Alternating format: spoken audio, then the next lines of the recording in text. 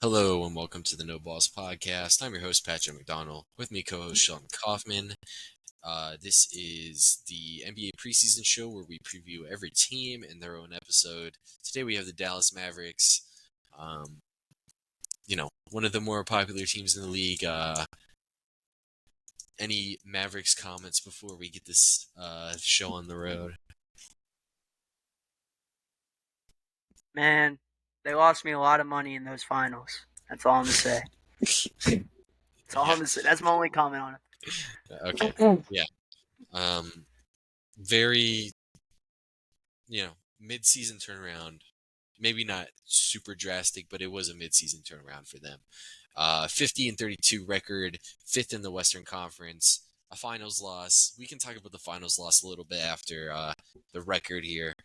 46-36 expected record, so they were actually a considerable bit below their actual record here. The real reason why, we'll get into it, they were 23-9 in clutch games, so they were actually really good in clutch games. Usually teams that underperform their expected record is because they're not good in clutch games. Dallas was actually really good in clutch games. They just had a ton of blowouts, like really bad blowouts. So, and they were 25 or 27 and 23 in other games. So most of their losses were blowouts, and then most of their wins that weren't blowouts were games that were not clutch games but weren't considered blowouts, type of thing. Either way, 25-16 at home and on the road, so same team regardless of where you're playing. 32-23 pre All-Star break, so a pretty solid team. And then post All-Star break, 18-9, so took a significant step forward. A lot of that had to do with their two in-season trades that I can't remember how I spoke of them. I thought they were. I was probably maybe PJ Washington and what was the other one? Gafford. Gafford. Oh yeah. My fault. I thought when it happened, I thought the Gafford one was great, but I thought the Gafford one was great. I wasn't so high on the PJ one, and maybe I'm not still, but it still worked out pretty well for them. If we yeah. want to talk about the finals for them, I mean, yeah, it was crazy. I mean, they for lack of a lack of a better word, they got blown out. And in my opinion, I don't know if you think this as well, but Kyrie just didn't really show up offensively. Maybe one game he did, but like it was Kyrie versus Boston, the Boston Celtics, right? This is one of the craziest rivalries, high key, between a fan base and a player that we've seen in a while, right? He didn't show up at all. I mean, he was basically non-existent, really. mm-hmm. And they got blown out in pretty much all but two games. They only lost by 7-6. I mean, I don't think it was disappointing, man. I mean, this was a team that we saw had really good series against the Nuggets, right? Oh wait, not against the Nuggets, The against the Thunder and the Thunder, T-Wolves. and then the T Wolves. Yeah, I mean, Luca basically made the world hate Rudy Gobert and Karl Anthony Towns just because of how good he was and how silly he would make him look. We talked about it. I was like, he got broke. Gobert got made look silly, and you said so would have every big that did it, right? Yeah, Luca would have gotten all of them. Exactly. But I mean, Luca's just that good, and I don't know. It's just crazy to see how this team just looked so ineffective against the Celtics. mm-hmm. I don't know if you agree with me on that, but what do you think? Yeah, so against the Celtics, they really had a better game plan to exploit some of their defensive weaknesses. The big one for them was that putting Luca in rotation really worked for Boston. Um, he is not good at stopping on closeouts, so he would run to make the closeouts, and then Jaylen Brown would just run right by him. That type of a thing. There was really nobody to put Luca on that was advantageous for Dallas, and that usually isn't the case in the NBA. The best matchup for Luca might have been Porzingis, and that's just kind of weird to do that. And I don't think Jason Kidd was ready to do that in the NBA Finals. Um, Additionally, their the Celtics were also like one of the few teams that could really slow down Dallas's pick and roll game. Uh, Minnesota couldn't do it just because the vertical athletes that there were, and Luka just would destroy McDaniels and Alexander Walker and Anthony Edwards. Like those guys could not stay in front of Luka or contest him from the back. The Boston guys could do that, and like you know, McDaniels does get the reputation as one of the better non-big defenders, but he certainly Luka might not have been a good matchup for him as much as Holiday and Derek White could fare against Luka. And Jaylen Brown was the main defender on Luka too in that season, and he's a lot bigger. You don't really need an athlete to guard Luka like McDaniels is. You need a guy who's fundamentally sound and uh, stronger, because Luka's going to beat you with strength and intelligence. He's not going to beat you by jumping and running by you. So, um, I don't think it was a good matchup for them, and their their wings couldn't do anything. So Yeah, they could, I mean, it was kind of like Luca, right? I mean, he averaged like 30. I mean, you said, I mean, he averaged 30 points a game during the finals, um, and they still got blown out. You know, uh, I think it's what you said, and I think it's kind of a mixture of what both of what we said. Their other players didn't show up, right? Would you agree? yeah. So what had happened is the like Washington, Derrick Jones Jr. They had really like outlier series against Oklahoma City, and that really propelled them going forward. And then against Minnesota, they had the clear matchup advantage. Um, so maybe I don't. They might not have been a super like this is a finals caliber team, but uh, they got there being probably like a tier two finals caliber team, if that makes any sense. Um, I think Yeah. just a lot of So they things were fell the right way for them. yeah. So they were more of a long shot and just happened to get lucky with some of the matchups. It's kind of how Hmm. you're seeing it. Yeah, I mean shooting that luck and shooting luck sounds like a dumb thing to say, but like PJ Washington in the OKC series had a career shooting series.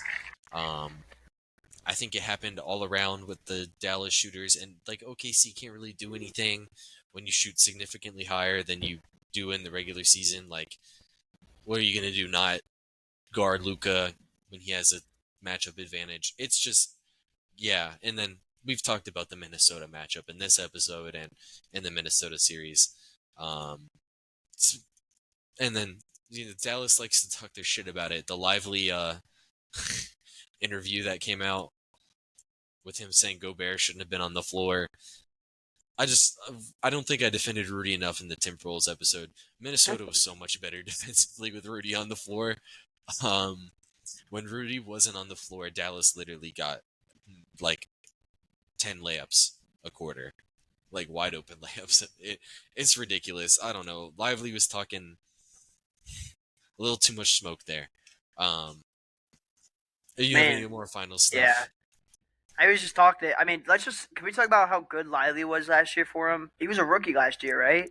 Yeah. Well, and I mean, at burst the onto the end, scene. I mean, obviously nowhere near Rudy Gobert, right? Not saying mhm, that, but I do want to highlight how good Lively was, especially in the playoffs. I mean, Gafford came out, and you basically got kind of the same finisher. He could still mhm. finish. That the ability of Gafford. And Gafford's super athletic and can jump. Like he is a different type of finishing, and I felt like Lively did the same thing. Like Mhm.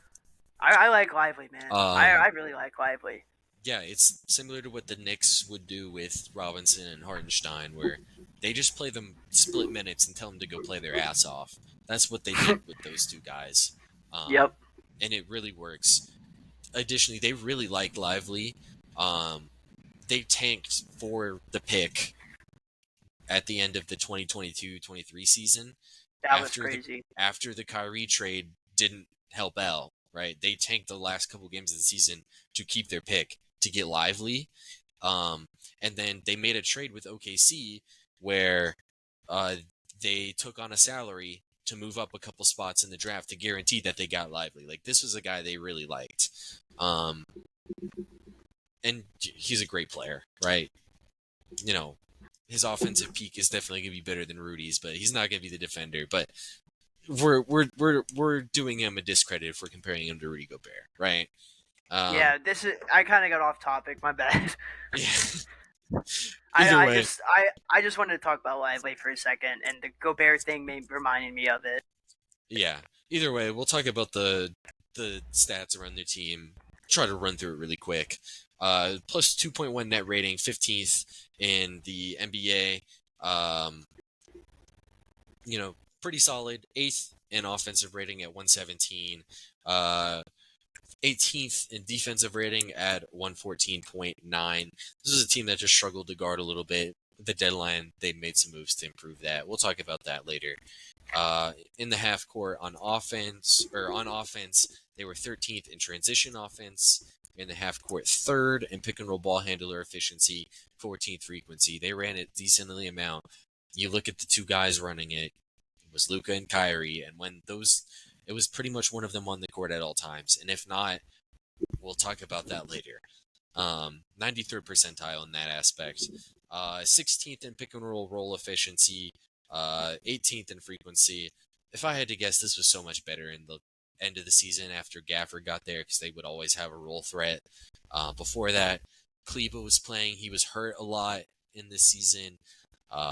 Dwight Powell, not the athlete that Gafford or Lively are. So, yeah, just I'm sure they're at the end of the season their roll game was a lot better than it was, but overall it was 48th percentile on the year. Uh, 10th in post up efficiency, 25th in frequency. A lot of these are Luka post ups. It was a big part of Jason Kidd coming in a couple seasons ago was to use Luka as a post player a lot more. 69th percentile. They didn't run it a lot outside of Luka, so that's my comment on their posts. And then the big one for Yep. them, second in isolation efficiency, second in isolation frequency, 97th percentile. They're going one on one and they're going to score on you. A lot of that does translate 1-to-1 to the playoffs, right? There's a lot more tough buckets in the playoffs. The game gets slowed down a little bit. So they are probably a little bit better of a playoff team than a regular season team. So that probably does, give some validity to their finals run, even though we did discredit it a little bit. We still think this is a great team. You discredited it. Yeah, I discredited it. I'll say that. Yeah, I'll own that one. Even though I do think this was a great team. I did Yeah. say, too, I thought they were the sleeper in No, the no, I West. know, I know, no, So, I know. I'm just, yeah. yeah, yeah. So, like, I picked them over the Clippers. I'll say that. Other offensive stuff, 28th in offensive rebounding, 14th in three-point percentage, 3rd in three-point attempts. So they're shooting a lot. They're decent at shooting it. It's because Luke and Kyrie are creating so many advantages for their other teammates to either shoot or go to the rim. 5th in pull-up three-point percentage. Those two guys are taking most of them.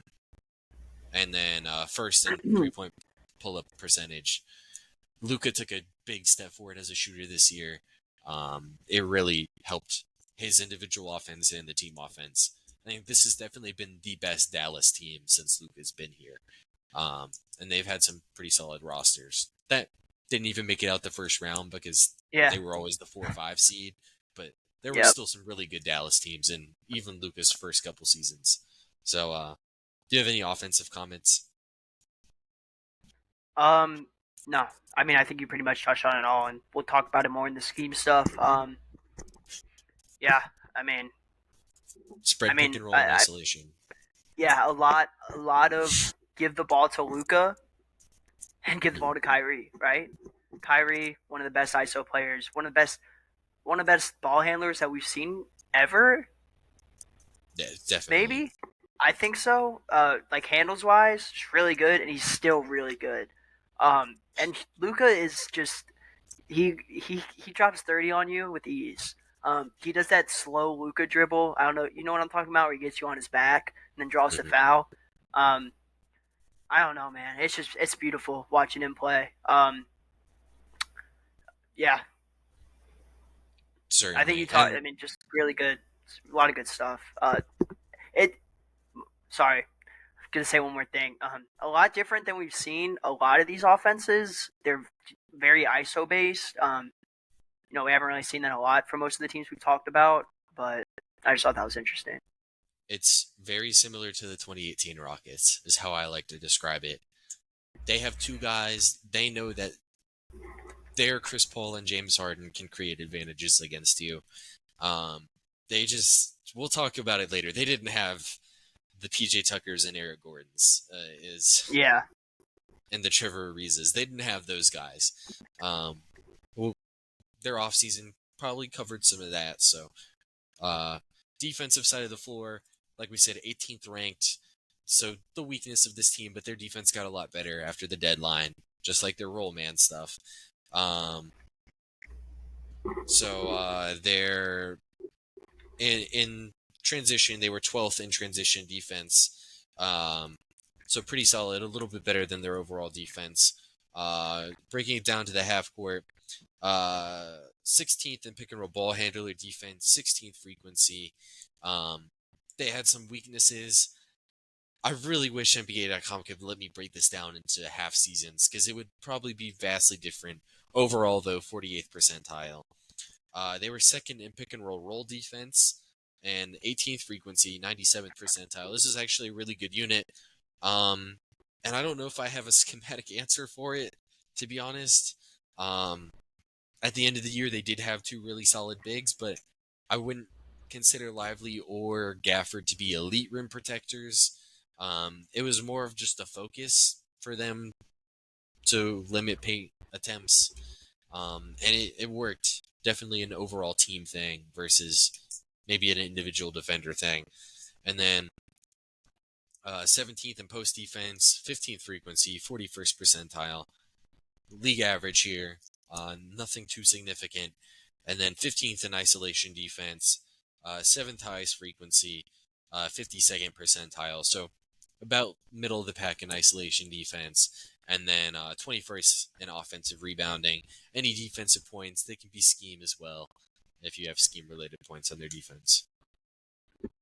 Hold on just 1 second. I'm just checking something real quick. Yeah, okay. I just want to talk about Daniel. I just wanted to say something about Daniel Gafford real quick. I think he's underrated as a shot blocker, actually. Yeah. This guy was top 10 in blocks per game last year. I think at 2.1. Just really impressive stuff. I think he might have been the biggest addition to this team during the offseason. He just brings a different type of energy, man.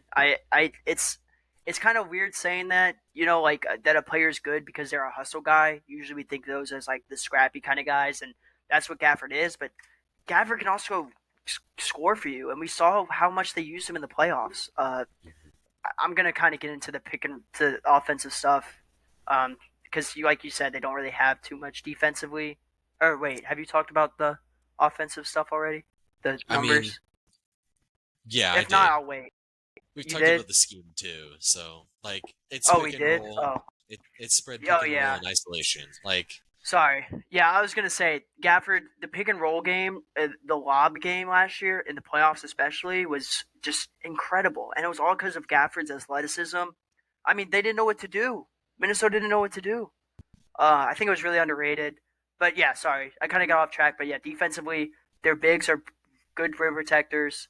Lively not quite there yet. I think Gafford's really good. They play him in drop. They don't really like Luka guarding anybody. crazy good.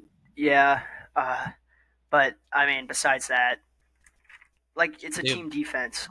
they like to guard Luca on fours, and they like to have Washington guard point guards or wings.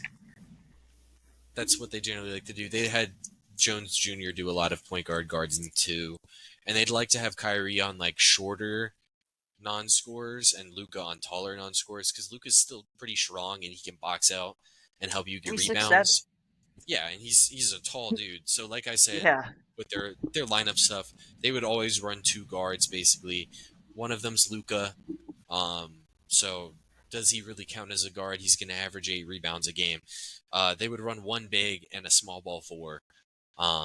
Even before Washington got there, it was Grant Williams, other guys like that. Yeah, we'll talk about Grant Williams. But yeah, they they would like to do simple stuff that was a little bit unique, um, and a lot of why it would work is because Luka's at least a solid rebounder, and Kyrie at least tries on defense. That was the key points that made their defense really work last year. Yeah, I mean Luka almost averaged 10 rebounds a game as a point guard. I mean, Yeah. obviously, he wasn't playing against point guards, but still, pretty damn impressive. Also, he's just getting bigger, more physical. I don't know if you saw Hmm. over the break. I do. You, I don't, this is gonna sound kind of weird. Can you see that being a concern? Him getting if he like shows up like Too thick. big. Yeah, I mean, I can see it like okay. This is what I see. I can still see the scoring if he's too big, but like I think he just gets tired of shit just way faster, and he Yeah, already has some of those issues. So I I mean, think. I'm not trying to fat shame or anything, but this is a dude that could dunk the ball, right? In his rookie year, he was throwing down dunks. Um, Mhm. I now let me say, Luka's top 5 scorer in the NBA, no He doesn't doubt, need to dunk. Yeah, right. generational talent. I'm just saying those are I can I don't know. It's not a huge concern, but it's kind of something I just saw over the offseason that if he actually is as big as he looked in that Serbia game, I don't know, man. That could I think it could hurt him in the playoffs or in like championship clutch situations, stuff like that, where you He get a gets switch tired and you and have banged Luca. up. Yeah, yeah, something like that. But I think that you're still going to get a triple double threat Luca, MVP threat Luca this year, no doubt about it. This kid, not a kid. This guy's a fucking generational talent. He's just Yeah, fucking really good. I'll have this comment on the weight thing. Um, at this point in his career, I think this season he hit the the at least the size aspect, the Goldilocks point for him. That's like ideal. Beforehand, it was he's probably a little like he Too could put skinny. on more weight. I wouldn't even Yeah, say he was too skinny. It's just not enough of it was strength. I think this season he was the strongest he's ever been. Um, and he's going to be with skill anyway. He just needs to kind of put you on your back anyway. A lot of the good stuff that he does do on defense, even as a rookie and a younger player, it wasn't as a quicker guy who could make recovery plays. It was because he's smart and he knows the game. That stuff doesn't go away. Being 6'7" yeah, never doesn't go away. I think he's hit the ideal point of strength. And for him, he's such a good finisher anyway. Like, he makes 70% of his layups. Like, he's such a good finisher. He doesn't need to dunk on offense. He just needs to be able to push a defender off. As a rookie and a second year player, he could, you know, he didn't really have that ability to change pace because he wasn't physical enough. I think he's mastered that aspect of the game now. And as long as he maintains that, I think he could get into more conditioning shape. yeah. That's Because my main concern with it with the weight thing. Like you said it, his game is being physical. My thing is like, I I correct me if I'm wrong, but in the playoffs, didn't he have to sit because he was getting tired throughout the playoffs? and he Like was so beat up at the end. yeah, and if like you said, right now he's chilling, like he's good. If he gets bigger, I just think the conditioning part of it and the banged up part of it becomes more of a factor. You don't lose anything offensively or defensively. Like you Mhm. said, those skills are always there. That's not going to change. It's a conditioning concern for me. That's why I just wanted to bring it up. Um, Contrasting him to a different player who's had similar issues, Jan or fuck, Zion. Um, I think Zion's is more of an issue because he's a yeah, athleticism reliant player. Um, and he's not actually using that extra weight to his advantage. Luca actually does use that extra weight to his advantage, and it's not at a detriment of any part of his game. Um, it's I mean, I just think. Sorry, he, go he ahead. he has to get used to playing a full basketball season with it. Is the big thing. If he can play a full Yeah, I mean, basketball season with it, it's no problem. I mean, if I had one knock at all on Luca, it's that just conditioning stuff and like being able to survive a whole basketball season, like you said. Um, Because he'll play but hurt. yeah. He, he Oh yeah, he'll always play hurt. yeah. Um, No load management with this guy. because they've needed him to do it. Um, that basically does it for coaching and scheme stuff for me. Like Jason Kidd, he's a fine NBA coach. He's done some interesting stuff with their offense since Carlisle left. Maybe just adding new wrinkles to Luka's game and really emphasizing getting to the rim. Um, and yeah, other than that, I don't have anything else on coaching and scheme stuff. We can go forward to their off season. Let's do it. All right, so they had no draft picks, so it makes their off season a lot quicker for us. Um, start with Wait, additions. they had no draft picks. I didn't think so. I didn't. Who'd you write I. down for a draft pick? It was like it was. Oh, they didn't have a first round pick. Yeah, no. It was like a round. It was like a round two pick 51. I barely have anything on them, so we can just keep going. You can breeze on him. Just give the brief summary. All right. He's 6'8", 218, 6'7" wingspan, 9 points per game last year. 30% from the 3 point line. It was. I don't really know. He was a. Wait, He was like the who's this? 51st pick. Melvin Ajinka from France. Um, he has defensive I potential. I think he has some versatility. You don't see it.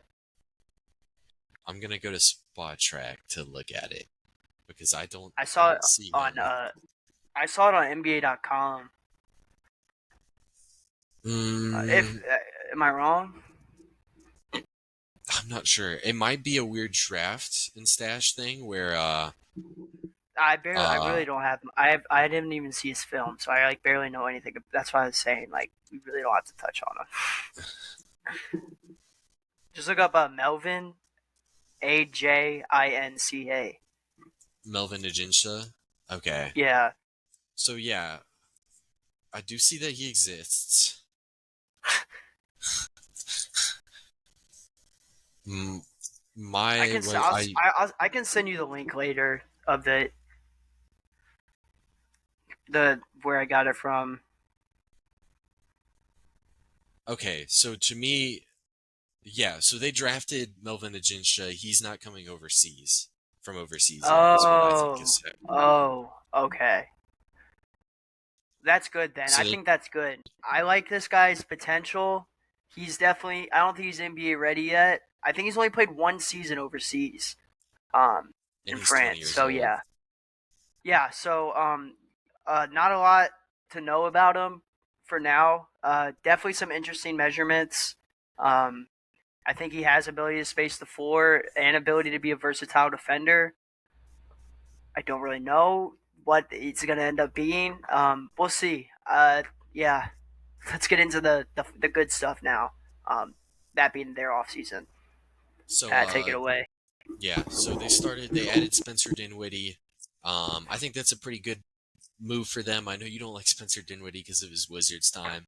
Um, but at the very least, he's at least a third guard for them. We'll get into why they might need that a little bit. He can kind of create a little bit, and he can kind of play next to Luca and Kyrie. So, solid stuff. Kessler Edwards, he's been an interesting 6'6" wing on a couple teams now. Um, he's at least an energy guy. Um, Quentin Grimes, they get from Detroit. They traded Tim Hardaway Jr. and something else. It might have been a future second to get Quentin Grimes in town. Quentin Grimes a really, at least in New York, he was a really solid 3-and-D wing. When he got to Detroit, Monty Williams just barely played him, and then the new management didn't like Quentin Grimes, so they traded him off for Tim Hardaway Jr. We talked about it in the Detroit episode. I think this is a great move for Dallas. He's a guy he's a real shooter. Like his shot's really good, and he really plays hard on defense. At least under Thibodeau, he did. I would assume that carries over. Um, Other than that, two UDFAs, Jamarian Sharp and Emmanuel Miller. Not probably too much impact out of them. They're probably going to be two-way guys or just straight G League guys. And then Klay Thompson, the big one, big sign and trade that ended up having like 8 teams in it. Um, That was crazy. Essentially, they traded Josh Green for Klay Thompson, but with Clay's salary, it was 50 million over 3 years or an 11% salary cap hit. Um, Solid money. Got less money than Tobias Harris is the big key there, but even less money than Tobias Harris, Najee Marshall, I think is an equally important signing for them. 27 million over 3 seasons, or 6% of the cap over that time. Najee Marshall, I'm sure everybody's familiar with Clay. Najee Marshall's similar to PJ Washington in that he's a really good defensive player and he's a 3-and-D player. I think he's honestly a little bit better defensively than PJ. Maybe not as great of a shooter, but he's a lot more physical and he's a lot better rebounder than PJ Washington is. I think Najee Marshall's like kind of an A+ signing for $9 million a year, and I think Klay Thompson's a really solid signing. We'll get into why later in the next segment. But any big comments on those two moves? Yeah, I also like the Klay Thompson signing. I'm hoping it can be, weird to say, maybe a career revival. Um, A he's kind of reputation one. reputation. Yeah. Reputation revival. My fault. Um, this is a guy that, I mean, he's definitely not the guy that he used to be, but ever since his Achilles tear, he's just not been the same. But he's still fucking Klay Thompson, right? Last year he shot 38% from the 3-point line, averaged almost 18 points per game. Um, I mean, you're going to get a solid 3-point shooter, and this is where you're in a third role, a third role where you are going to be strictly catch and shooting. I mean, with Curry, it was Curry and Clay. Uh, I'm trying to think if they used anyone really else as a second scorer. Maybe Kaminga. Um, They That Warriors team is weird. We'll talk about them in the Warriors episode. okay. Well, But anyways, but the big thing on Clay that people, I mean, the 0 for 10 in the elimination game, I think was huge for the people. mhm. And also he's just not. I don't know. Just watching games, he wasn't really a game changer that he used to be. Um, I don't really know how to explain it, and that might just be a loose term, but I mean that's just kind of how I feel. He didn't really make huge impacts on games. Maybe this is a situation where he will, and I kind of think he will. I think he's gonna become. I think he's gonna have that reputation revival, and I think he's gonna have a good season this year. Yeah, so the thing with Clay, the Mavericks, like we said, third in 3-point attempts last year, only 14th in percentage.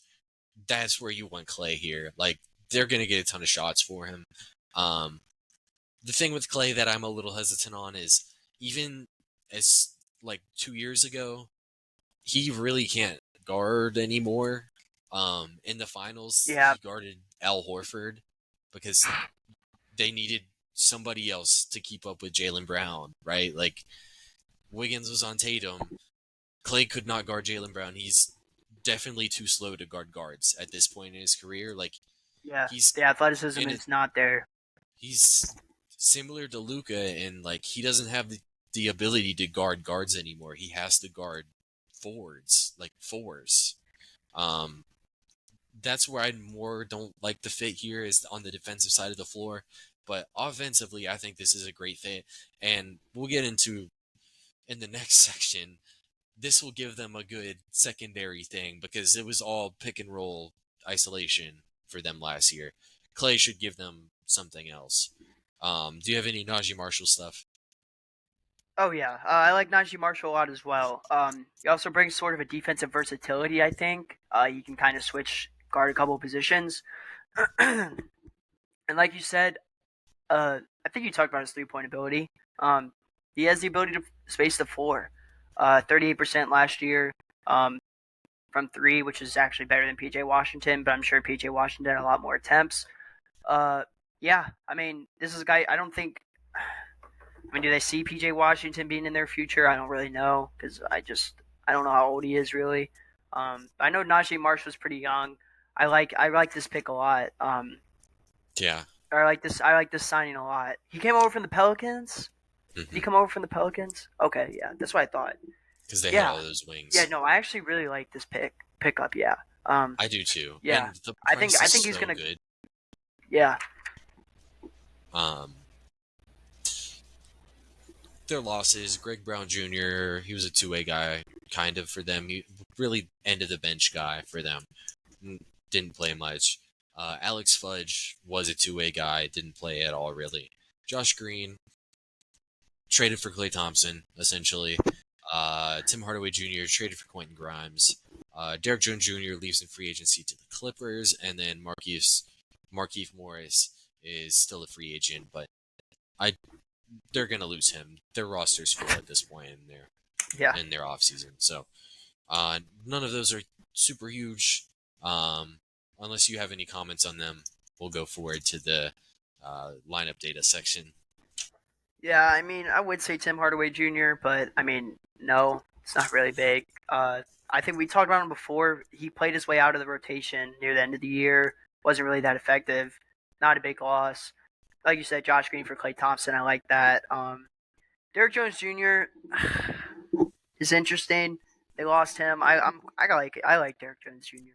But overall, I don't think they should be mad that they let all these people go. Yeah. Like you said, the roster is Um, very full. and the thing with Derek Jones Jr., he kind of lost in the finals round because he couldn't shoot. So Yeah, Dallas or Boston would put KP on him, and it would be like, hey, if you want to attack KP, you got to bring Derek Jones Jr. to set screens. And suddenly you have Gafford or Lively off ball, and it and you don't have the roll threat with Derek Jones that you do with Lively and Gafford. He kind of just lost him that series, more or less. Like it wasn't all just him, but it really killed their offense in the finals. Um, moving on to the lineup data, the big thing with them has always been Kyrie and Luka fitting together. Um, a lot of people said it wouldn't work. We have pretty much it works. Like yeah. total net rating for Luka 5.7, total for Kyrie 6.6. Luka without Kyrie Irving on the floor, his net rating was 1.4. Kyrie without Luka on the floor was 0.7. Right, so they're getting worse with the other person on the court. With both of them on the court, it was 9.98. So, like, clearly this is a good synergistic fit. Um, and I think a lot of it has to do with Kyrie's off-ball ability is actually like pretty solid. Like he's not a crazy cutter because he's 6'2", but he's still a good off-ball shooter and he cuts to the right place. At least he moves to Yeah, the right place. Um, effective cuts. and what they didn't have last year, Kyrie can at least make a play with the shifted defense. None of their other players could do that. We'll get into that. I took the net ratings for their role players with both Kyrie and Luka on the court, with Luka on the court and no Kyrie, with Kyrie on the court and no Luka, and then with none of them, none of Kyrie and Luka on the court. Okay, okay. So to start, Tim Hardaway Jr. with both Kyrie and Luka on the court, a plus 6.2. With just Luka, negative 1.8. With just Kyrie, it was a plus 3.3. Pretty solid. With neither of them on, it was a minus 12. So really bad stuff. That's an 18.2 net swing from both of them on to with neither of them on. Yeah, this guy clearly couldn't take advantage of a lot of stuff. Derek Jones Jr. with both of them on the court at 11.7, with just Luka 0.9, with just Kyrie negative 8.6. I think Derek Jones Jr. athleticism and pick and roll played a little bit better with Luka than Kyrie because Kyrie's not as good of a passer. Um, Yeah. Overall, with neither of them, negative 18.3. So that's a 30-point net swing. Oh, So that is crazy. That is crazy. yeah, Grant Williams plus 2.4 with both of them. with just Luka minus 2.2, with just Kyrie minus 3.6, with neither of them minus 19.9. Uh, Josh Green plus 7.7 with both, with just Luka minus 6.9, with just Kyrie plus 6.1, with neither of them minus 25.5. Oh my god. So Bro. that's like a 32-point swing. Dwight Powell with both plus 14.7, with just Luka minus 5.2, with just Kyrie plus 3.4, with neither of them minus 3.7. That's about a 18-point Okay, swing. bro. Derek Lively with both was plus 6, with just Luka 8.2, with just Kyrie 0.3, with neither of them minus 26.2. So that's like a 32-point swing. If it's with Luka, it's actually like a 35-point swing. So that's insane. Daniel Gafford was also very interesting, plus 4.5 with both of them, with just Luka plus 25, with Kyrie minus 1.4, and then in 25 minutes with neither of them, it was a plus 7. Him and PJ Washington only had 25 minutes without Luka and Kyrie both. So PJ Washington was plus 1.8 without both of them. I'd be interested. It was probably one game where they played like 12 minutes without both of them. That was a good stretch for them. Yeah. PJ with both of them on the court plus 12, with Luka minus point without Luka, or with Luka without Kyrie minus 0.3, with Kyrie without Luka plus 4.5. And then Jaden Hardy, the last player I did numbers for, plus 2.5 with both, with just Luka plus 0.5, with just Kyrie minus 5.2, with neither of them minus 12.4, 15-point swing. Basically, these guys were nothing without Kyrie and Luka. Some takeaways: Kyrie is better with the wings, and Luka is better with the bigs. Luka's just such a good pick and roll player. That makes a lot of sense. I don't really have an answer for the wing stuff. I would assume Kyrie being a little bit better of an off-ball player allows the wings to do their own self-creation a little bit better, because Luka just kind of stands around off the ball. He's barely off the ball when he's on the floor, but when he is, he just kind of stands around. Kyrie's a little bit better as an off-the-ball player, so it probably helps the wings create their own stuff. Basically, none of their wings could create advantages for themselves, and they could barely even capitalize on advantages created for Luka and Kyrie. Like 30-point swings is absurd. I mean, nah, because like the most I can remember, like off the top of my head on the show is like maybe 7, 8 point difference. And I was like, damn, that's crazy. I think there was a Magic one that was like 15. I want to say like Yeah, 15, yeah, 16. yeah. But bro, these are like, and these are good players too, or not good player, but these are players that performed well, right? Like Like these are if good like role players. minus 30, Like bro. it really makes you think, like, were they actually good role players, or were they just kind of hand I fed mean, a I lot of guess stuff? you gotta look at track record at that point. I guess it's how they performed in Mm-hmm. the past. Which And for them, here's how I okay, would like like to say it. okay. Without Kyrie and Luka, it was Jaden Hardy kind of creating stuff, and like he wasn't a good enough scorer or a passer for them last year. Um, they didn't really have another creator, is the big thing there. Um, I don't know if Klay Thompson at least gives them another option. You can run off ball sets for Klay Thompson. Like he's still that good of a shooter. His defense is 100%.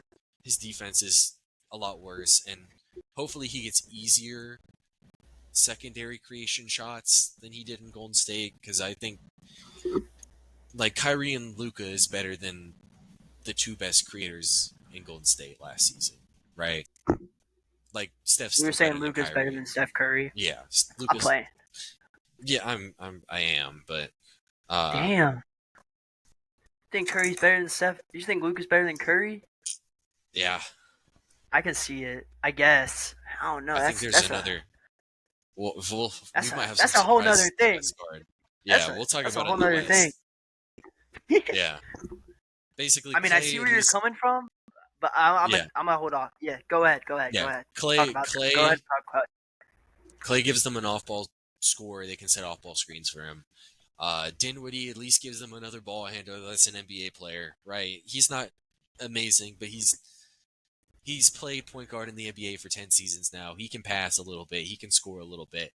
It should be better than Yeah, Jaden Hardy. And I mean, you look at the other guys. Like PJ Washington was their third shot creator last year in the playoffs. Like that's bad.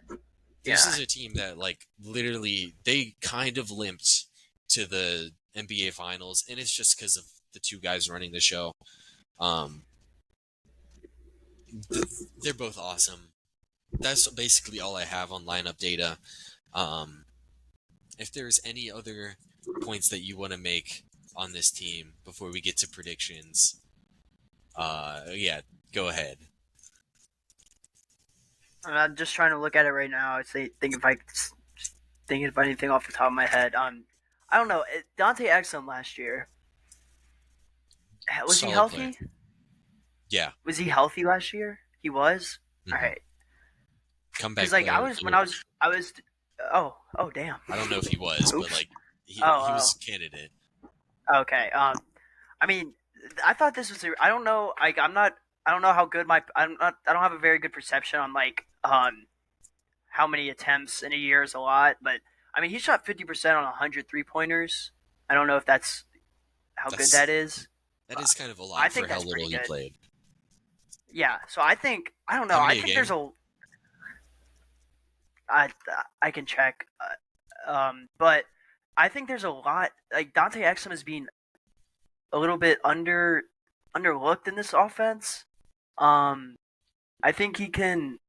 Man, it's not telling me off ESPN, but I mean, I think Dante Exum is an interesting piece to look at. I mean, I don't know how well he fits in with the whole like Luca, Kyrie type thing. Um, but in my opinion, Dante Exum is a better scoring option than Spencer Dinwiddie. I don't know, like what you think about that. If you think Exum is going to be a big part of this team, because I don't think. I mean, last year he played, but he didn't get a crazy amount of minutes. I think they gave more minutes to Jaden Hardy actually. Um, Mm-hmm. but I don't know. I just wanted to bring up Exum because I think he's a little Okay. underrated. This was a guy that's been doing it for a while. I like it. I like Dante Exum. I think he can make more of an impact than Dinwiddie. But what's your thoughts? Yeah, so he averaged 2 3-pointers a game in like 19 minutes. No. Um, Okay. so like okay volume honestly for a role player. The thing with Exum is like when he did play earlier in his career, he was like a non-shooter, like almost Josh Giddey level of a shooter. um, Really? Yeah. so Wow. teams had that rapport of him. He had been out of the league for a season or two, I think. Yeah, he Um, did. I think his last year was 2021. yeah, he had been out of the league for a couple years. His last season in the league, he shot 18%, right? For his career, he was a 36% guy.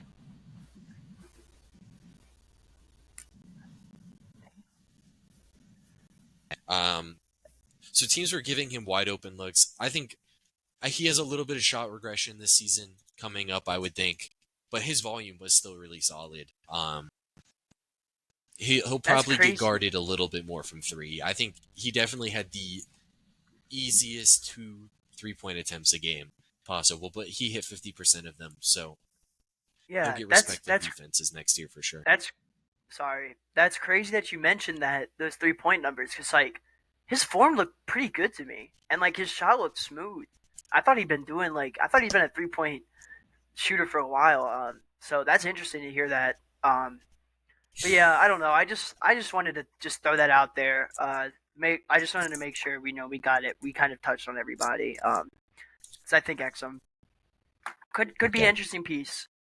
Kind of a Yeah. guy that scores in bunches in the playoffs, like if you need him to, maybe when Luka's out and Yeah. Kyrie are I out. think I don't I know. mean I don't like him so much as a creator.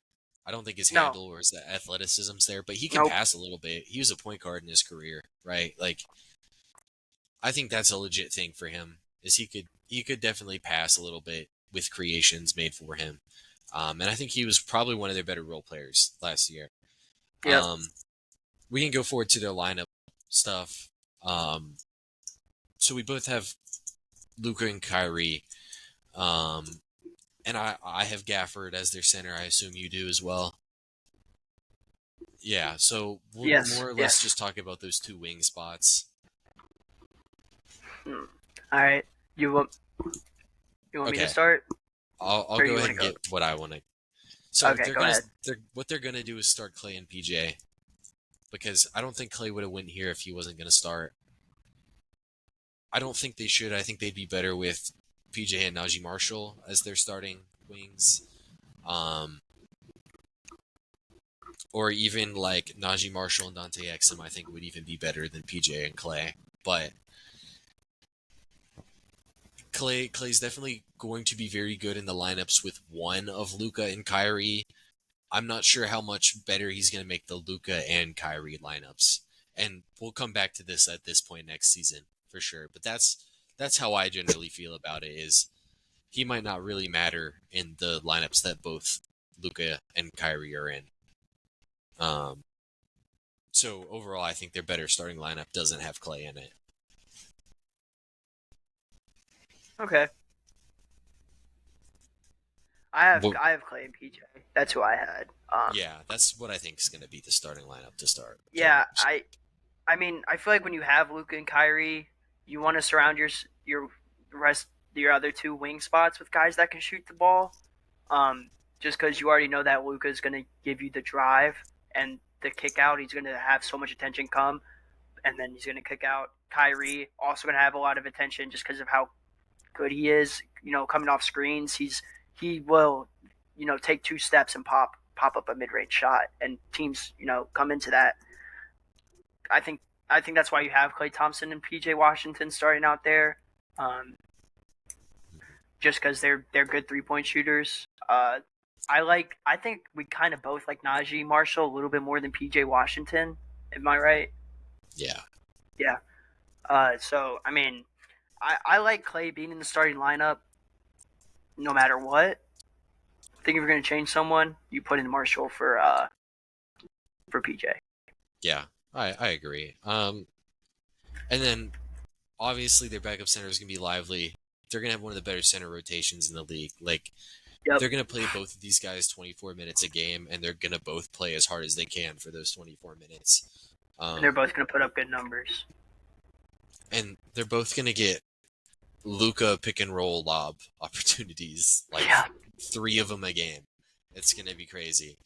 Um, their other bench players, I think, could be up for debate. Obviously, as a Knicks fan, I really like Grimes because I think he could legitimately be the best perimeter defender on this team. Um, I had mentioned Exum before. I really like Exum as a potential starter.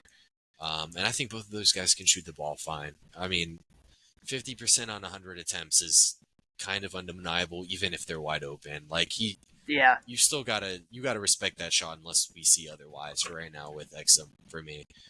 Um, Yep. and then Dinwiddie, I think will just get that last rotation spot because they need another guard. Um, if they're not going to play another guard, uh, I know they had drafted Olivier Maxwell Prosper a year ago. He's a decent defender. Oh, Um, Max. oh, Max.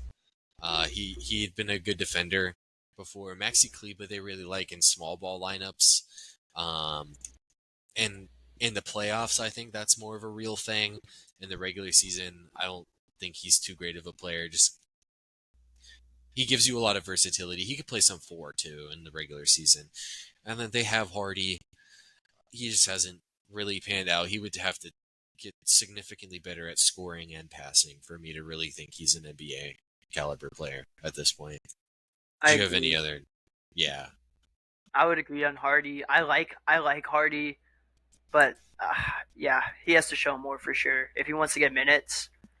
I mean, I think you pretty much touched on it again. I like Kleber a lot. I think PJ Washington's definitely gonna be coming off the bench. Gonna be a big bench or Najee Marshall, whichever one they choose. yeah, I like Quinn and Grimes, like you said. Like Dante. This is a sneakily deep team, I think. You just like when you hear Dante Exum, you're like, eh. you hear Quentin Grimes, you're like, oh yeah, but you don't really know that. I think this is a sneakily deep team. I'll go ahead and say that. I'd say not sneaky deep. I think they're just deeper than you think in your head Okay. when you first think of the Mavericks. Like in your head, you don't really think of them as a deep team, but I don't think they're as shallow as the perception around them is anymore. Like I mean, we there was a whole section here about how bad their role players were last season, Yeah, but yeah, like I think this upcoming season they should be a lot less shallow than they were a year ago. yeah. Um, 100. Yep. Offensive MVP, I don't think we have to talk about because it's Luka Doncic for both of us. Who did you have on defensive MVP? Um, man, I just went ahead and said I put Gaff Goat, but Daniel Gafford. Um, I just really like I said, I kind of touched on it, how underrated I think of a shot blocker he is in this league. Um, I don't know. I yeah, I went Gafford. I don't really know who else. I'd go Gafford as well. He's so Okay. big. Yeah. Yeah. Like not even just height wise, like he's big. Physical. Like Yeah. he's a strong dude. And this is not a team that really has a bunch of good defensive players. Which is why I think Najee Marshall should start. But we'll see come our predictions where we end up placing them. But I think the defense could hold them back a little bit. Um, Other than that, X factor for them, it's kind of hard because there's not like their roster what it is for them. I'm gonna pick Quentin Grimes because if he is as good as you would think he could be, like ideally he's a really good shooter and a really good defender, and maybe that makes it to where you can't play Clay at the four, and then suddenly the floor is really spaced for Luka and Kyrie, and that could be really deadly, and they could at least hold up on offense with that team. I think just at least Clay and Luka are smart defensively. Kyrie as well. They're smart defensively. They get in the right spots. Is how they're going to be good defensively in that lineup. Um, and if Grimes can really be that lockdown guy who knocks down 40% of his threes, then that unlocks so much for Dallas. And then I see the Clay argument as well, but I don't think he has the ability to tap back into that next level of scoring that he had pre-Achilles tear, right? I'm interested in your answer. Well, you're about to hear the Clay argument again. I got Clay Thompson. I'm looking at this as an offensive X factor. Yeah. We've kind of talked about how he's not there defensively, but you said that their third option last year was PJ Washington, right? PJ Washington averaged 12 points a game. Like, man, if Clay Thompson comes in there at dropping 17, 20 points per game, along with what Kyrie and Luka are doing, I mean that's like 70 points right there from three players. Mm-hmm. And I know you don't think he can do it. I don't think he's pre Clay. I think his shooting's still there. I like him as a shooter still. Um, I think if he becomes a threat, now you have to start worrying about Clay Thompson. You can't start doubling. You can't really start doubling when Luka drives to the paint. You know what I'm saying? You Yeah. can't have those wings The closed. thing with I think it just opens up a lot. And what? Go ahead. What were you gonna say? thing with him, like he's still such a great shooter. Like he's gonna make his open threes. I don't think the other scoring is there in his game, and if he's not getting like the Warriors fed him the ball way more than they probably should have, just because the respect that they had for him. If Dallas isn't gonna do that, Clay might average like 11 points a game next year. And it's like, yeah, he's making open threes and layups, but I don't know how much else is in his game at this point in his career. Sorry, what did you say? How much do you think he'll average? You cut out. I'm interested. I I just want said, to hear what you said. I said it's very possible that he averages like 11. Wow. I mean, I see it. Yeah. I don't know. I just think it's kind of similar to a Paul George sense where now he doesn't have to do as much. I'm not saying that. I mean, Clay Thompson is nowhere. I think Paul George is better than Clay Thompson. It's kind of a similar situation, right? You have two really good. Damn, he's in Philly. Two really good players with Really. Maxi and Embiid. Huh? Yeah, Yeah, Maxey and Embiid. Yeah, so those are two guys like a quick guard like Kyrie, Luca, uh, Luca, an amazing scorer, right? A guy that averages over 30. Okay, and then maybe all Clay has to do is settle into that catch and shoot type of role. And if Clay's just catching and shooting, I think he can average. I think he can average close to 18. 20 might be a stretch. I think he can get 18 again. But I can see I very like I'm not trying to say that it's clearly Clay that Clay's I mean this is a me what I'm saying right now is all dependent on if Clay Thompson is like doesn't shit the bed like he's kind of how his career has been declining kind of just stat wise. I don't know, man. I like Clay. I'm still high on Clay Thompson. Kind of a long way to say it, but I think he's going to be good for this team. yeah. I just if they're gonna give him scoring opportunities, then yeah, I think I'd if You just he's don't think it to him. if he's plugged into the not the exact role as Derrick Jones Jr., but if he's given like that level of respect by Dallas, which he realistically probably should, I don't know how many points he's going to average. I don't know. We'll see. Either way, I Yeah, he's still going to at least make the game easier for Luka and Kyrie on offense. That'll get us forward now to do we think they got better or do we think they got worse this offseason? And for me, the answer is they got better. Clay, Grimes, and Najee Marshall, I think, is better than Josh Green, Tim Hardaway Jr., and uh, Derrick Jones Jr. That's how I basically draw it up. Um, any other comments on that? yeah. I think this team got better as well. Like you said, Dinwiddie, Thompson, Marshall, Grimes, all upgrades from the guys they lost. Um, yeah, they got a lot better. Or they got they got better. They got better. Yeah, 100%. Yeah, it'd be hard to argue that they got worse, really, because even names think they got better, obviously, but uh, the good offseason from Dallas. Do you have any other things to say before we end the episode here? I mean, I'm really interested for this Western Conference point guard ranking. That's for sure. Yeah, we might have some disagreement on that one. Oh yeah. Uh, so that should do it for this episode. Next episode should be Houston because then it's Memphis, New Orleans, and San Antonio. So next episode will be the Houston Rockets. We will see you in that episode.